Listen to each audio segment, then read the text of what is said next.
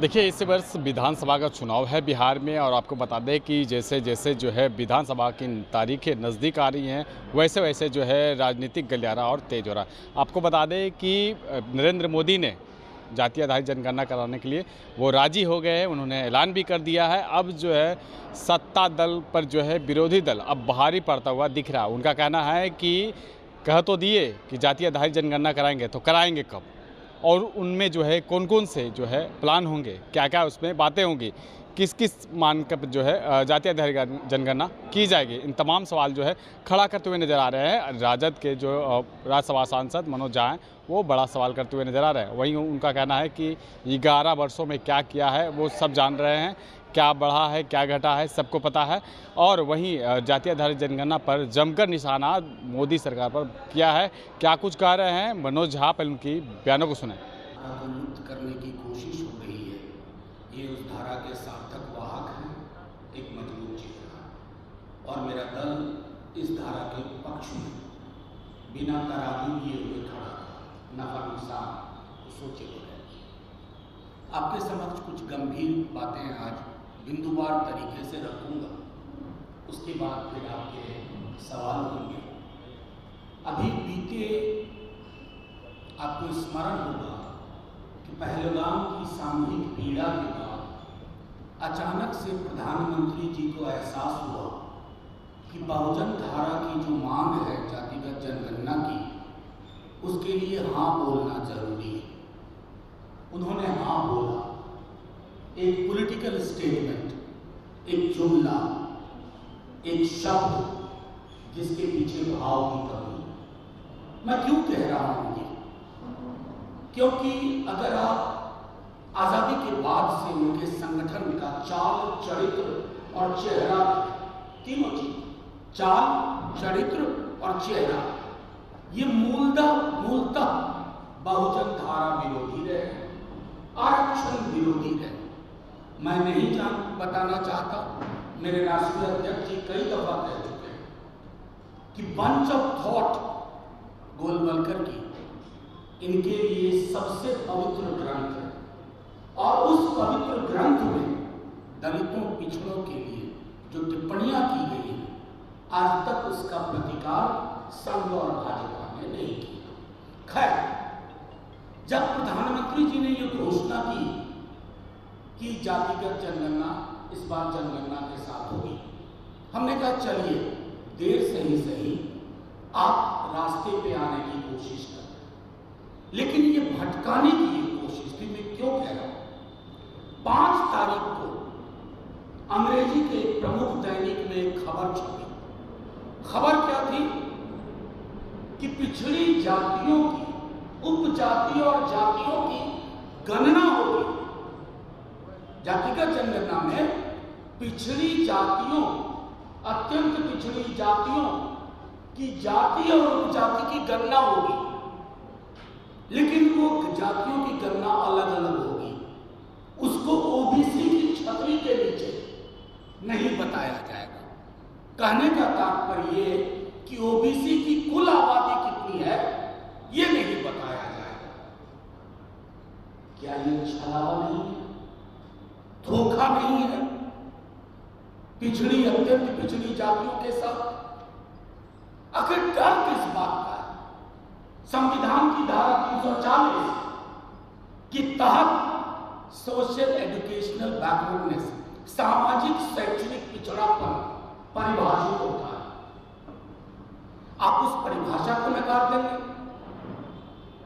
आपका हमारी समझ में बिल्कुल नहीं आता। कल को नीति आयोग को आंकड़े की जरूरत होगी कि टोटल क्वांटम क्या है, किसी और एजेंसी को जरूरत होगी, तो क्या कहेंगे?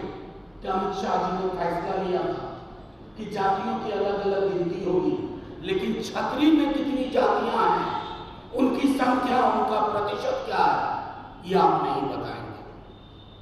मैं समझता हूं ये प्रतिगामी दृष्टिकोण है। अपने दल की ओर से बिहार ही नहीं, हिंदुस्तान भर के तमाम पिछड़ी, अत्यंत पिछड़ी जातियों की ओर से लोहिया जी और अंबेडकर साहब को स्मरण करते हुए ये आगाह करते हैं कि जैसे जातिगत जनगणना करवाने की मांग से पीछे नहीं हटा गया, उसी तरह आपको मजबूर करेंगे कि आपको इस पूरी छतरी यानी कि ओबीसी ईबीसी में कौन कौन जातियां कितनी हैं और टोटल क्वांटम क्या है, टोटल क्वांटम क्या है, ये आपको बताना होगा। एक बहुत ही भोंडा आधारहीन तर्क है सरकार की ओर से कि राज्य और केंद्र में लिस्ट में विसंगति होगी। हाँ होगी, वो बाकी समूहों पर भी लागू होता है। आप तो सेंटर की लिस्ट तैयार करो, राज्य अपने हिसाब से उसमें से कल कर लेंगे, निकाल लेंगे। इसको ब्लॉक करने की कोशिश है, जैसा मैंने कहा आधार करते हैं सरकार, जन सहलाब उभरेगा। मैं बार बार कह चुका हूं अपने दल की ओर से कि कोई विचार अगर परिपक्व हो जाता है, किसी की ताकत नहीं है, तो उस विचार को खारिज कर पहले उसके साथ जुड़ा हुआ है ओबीसी क्वांटम के साथ। ये स्टैंड अलोन एक्सरसाइज नहीं है। जातिगत जनगणना उसके बाद क्या? नेता प्रतिपक्ष तेजस्वी जी, हमारे कांग्रेस और डीएमके के साथी, समाजवादी पार्टी के साथी कह चुके हैं कि ये आंकड़ा, जैसा हमारे बिहार के एक नौजवान नेता कहते हैं, आंकड़े ले आइएगा लेकिन सार्वजनिक ना कीजिएगा। आंकड़े गुलदस्ते में सजाने के लिए नहीं आ रहे, ड्राइंग रूम की शोभा बढ़ाने के लिए नहीं आ रहे। ये आंकड़े जिंदा लोगों के आंकड़े हैं, इसकी जिंदगी का, उनकी जिंदगी का दस्तावेज है और इस दस्तावेज की सही परिणति होनी चाहिए। अगला सवाल माननीय प्रधानमंत्री और गृह मंत्री से, संसद में चर्चा करिए कि ओबीसी काउंटिंग के लिए, जनगणना के लिए आपके इनपुट क्या होंगे, यानी प्रोफार्मा में आप क्या क्या चीजें इंगित करके जानना चाहेंगे, क्योंकि उस प्रोफार्मा के इनपुट से आउटपुट निर्धारित होगा। क्योंकि जातिगत जनगणना के जब आंकड़े आएंगे तो जैसा नेता प्रतिपक्ष ने कहा, समानुपातिक प्रतिनिधित्व की बात होगी, क्वांटम ऑफ रिजर्वेशन बढ़ाने की बात होगी और निजी क्षेत्र में आरक्षण की बात होगी। और ये महज बात नहीं होगी, इसके लिए संघर्ष।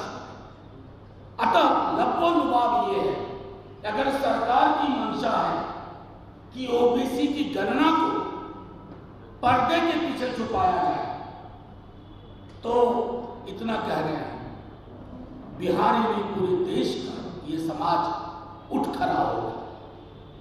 कैसी विडंबना में हम लोग रह रहे हैं। 4 जून को नेता प्रतिपक्ष ने चिट्ठी लिखी, आप सब वाकिफ पर, माननीय मुख्यमंत्री जी को। आज 9 तारीख को मैं आपके माध्यम से प्रेस कॉन्फ्रेंस कर रहा हूं। चिट्ठी की पावती नहीं आई है अभी तक। पावती मतलब एक्नॉलेजमेंट। बगल में रहते हैं माननीय मुख्यमंत्री जी, हमें तो डर है क्या उन तक चिट्ठी पहुंची, हमें चिंता है इस बात की।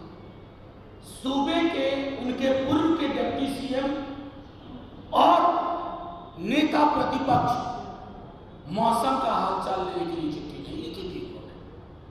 उन्होंने जो निर्णय उनके दौर में लिए गए थे उसके परिपालन के लिए और आधुनिक संदर्भ में, समकालीन संदर्भ में 85% आरक्षण को करके विशेष सत्र बुलाइए, यह आग्रह था, ताकि 9वीं अनुसूची में इसे डाला जा सके।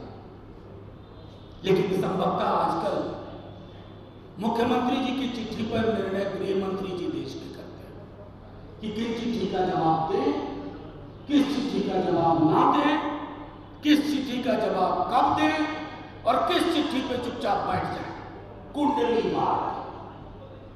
ये परिपाटी, और इसलिए कह रहा हूं कि बिहार में ये सिर्फ गवर्नेंस का फेलियर नहीं है, संजीदगी की फेलियर है, संवेदनशीलता की फेलियर है। और इस पूरे मुद्दे के मद्देनजर अगर अभी भी माननीय मुख्यमंत्री जी विधानसभा का विशेष सत्र नहीं बुलाते और प्रेस कॉन्फ्रेंस के माध्यम से जो बातें हमने रखी उस पर गौर नहीं करते हैं तो भीषण अभियान होगा। चुनाव, दैनंदिन की राजनीति अपनी जगह, लेकिन जो फैसले, जिन फैसलों से समाज का फासला बढ़ता है वो फैसले आपसे पलटवा के रखेंगे। शुक्रिया साथियों, मैं आग्रह करूंगा कि कुछ जोड़ना चाहता हूं। देखिए, ये अव्वल तो क्लासरूम में हो नहीं और वो अच्छे स्टूडेंट नहीं है तो नंबर तो होता नहीं। मैं सिर्फ इतना कहना चाहता हूं, आप पत्रकार महोदय, आप अपनी इनकम देख लीजिए और इनकम इनइक्वालिटी का स्वरूप देख लीजिए। आय की असमानता में हिंदुस्तान कहां खड़ा है, हंगर इंडेक्स पर हिंदुस्तान कहां खड़ा है, अर्बन पॉवर्टी में हिंदुस्तान कहां खड़ा है, ग्रामीण बेरोजगारी में हिंदुस्तान कहां खड़ा है, ओवरऑल बेरोजगारी में हिंदुस्तान कहां खड़ा है। उसके बाद भी अगर राजा तेरे सुबह की जय, राजा तेरे शाम की जय कहने का रिवाज है तो हम उनमें से नहीं। चिराग पासवान ने जंगल राज की दुआई दी, 243 पे चुनाव लड़ने की घोषणा की। आपसे विशेष आग्रह करता हूं, सुबह भी बात की है इंडिविजुअली मैंने मीडिया से, लेकिन आज की प्रेस कॉन्फ्रेंस को इस बहुजन सरोकार के विषय, महती विषय पर आने दीजिए, क्योंकि मोदी जी की सरकार रोड ब्लॉक ला रही है कास्ट सेंसस के नाम पे।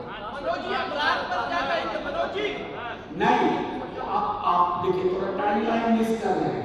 11 में हुआ, 14 में प्रधानमंत्री किया। डेटा कालीन में 1.5-2 साल का वक्त लगता है। आप थोड़ा गूगल करिए। मेरा सवाल था कई बार पार्लियामेंट में, उन आंकड़ों का क्या हुआ? जैसा उधर बाबू ने कहा, उन्होंने मुझको जवाब दिया कि आंकड़े करप्ट हो गए। मैंने काउंटर सवाल किया, आंकड़े में करप्शन है या आंकड़े में करप्शन है? ये मनोज जी, इसी से जुड़ा सवाल है, जातीय जनगणना की बात कर रहे हैं। आपको को लगता है कि बिहार चुनाव को देखते हुए केंद्र सरकार ने जल्दबाजी में यह फैसला लिया, वो स्ट्रैटेजी पर अभी तक बनाई नहीं गई, 26 में से कराना भी है क्या? नहीं, एक मिनट, पहली बात तो बता दें, सरकार बिल्कुल अगंभीर है। 27 से कट ऑफ रखा है। आप सोच रहे हैं हम लोग 25 के जून की 9वीं तारीख में, किस बात का डिले? पूरी दुनिया में सेंसस रुक गया? नहीं, आपकी मंशा स्पष्ट नहीं है। जब आपने देखा कि धारा ये बलवती हो उठी है, आपने एक शब्द में कहा करवाएंगे। क्या क्या करवाओगे? इस सेंसस पे विमेन रिजर्वेशन है, इस सेंसस पे कास्ट सेंसस है, कास्ट सेंसस पे रिजर्वेशन है, क्वांटम भरना, कास्ट सेंसस पे प्राइवेट सेक्टर रिजर्वेशन है, कास्ट सेंसस पे समानुपाती प्रतिनिधित्व है, इससे डिलिमिटेशन है। एक बास्केट में इतनी सारी चीजें हैं और सरकार की कोई क्लैरिटी नहीं है। मैं तो सिर्फ ये चाहूंगा कि 11वीं वर्षगांठ मना रहे हैं, केक काटने से पहले कलेजे पे हाथ रखें और सोचें इतनी बेईमानी के लिए क्या क्या करना पड़ता है। आप सरकार की मंशा पर सवाल उठा रहे जातिगत जनगणना को लेकर के, लेकिन सवाल है कि बिहार में जो जातिगत जनगणना हुई तो उसमें राहुल गांधी सवाल खड़ा करते कहते ये फर्जी है और वो कहते तेलंगाना मॉडल होना चाहिए। नहीं, उनको मेथोडोलॉजी को लेकर के कंफ्यूजन है, कंटेंट पे नहीं है, आउटकम पे नहीं है, मेथोडोलॉजी को लेकर के। मेथोडोलॉजी पूरी की पूरी पड़ी हुई है, कोई भी देख ले। सवाल वो नहीं है, सवाल आउटकम का है। सवाल है कि सर्वेक्षण हुआ, उसके बाद क्या हुआ। सवाल ये है कि जब उच्च न्यायालय ने रोक लगाई तो कहा कि एक सर्वे होना चाहिए था कि कहाँ संस्थाओं और संस्थानों में किस जाति का कितना प्रतिनिधित्व है। इसके लिए रॉकेट साइंस के ज्ञान की जरूरत नहीं चाहिए। मुख्यमंत्री जी को एकदम सर्वदलीय कमेटी बनाई, 3 हफ्ते के अंदर सारी रिपोर्टिंग करके आप उसको ले चलिए सदन में और फिर फैसला हो।